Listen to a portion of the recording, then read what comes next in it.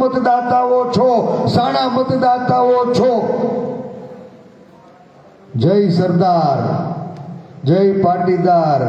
17 થી મારે ચાલુ કરવું છે, બહુ આગળ નથી જવું.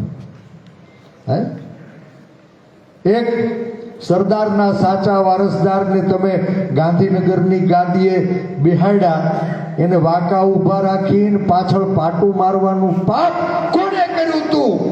એ વિસાવદર ભેસાણના લોકોએ સત્તામાં બેઠેલા લોકોને સવાલ કરવો પડશે. હે, સરદારના વારસ તરીકે એક ખેડૂતના દીકરાને તમે ગાંધીનગરની ગાદીએ મુખ્યમંત્રી તરીકે બેહાડ્યા, હે, એને ઉતારી પાડવાનું પાપ કરનારા લોકો, સરદારના નામે રાજકીય રોટલા શેકનારા લોકોએ ક્યાંય લડાવી ઝઘડાવી રાજકીય રોટલા શેકવામાં સફળ થયા. અને 17ની ચૂંટણીએ તો જય સરદાર જય પાટીદારના નારા લાગ્યા. કેટલાયને ટોપી પહેરાવીને, કેટલાયની ટોપી ફેરવી નહીં, હે, પણ નાભીનું નિશાન ચૂકાણું. 17માં નાભીનું નિશાન ચૂકાણું. ગરીબ ગામડા અને ખેડૂતની સરકાર બનવામાં વેત છેટવ્યું ને બાપ.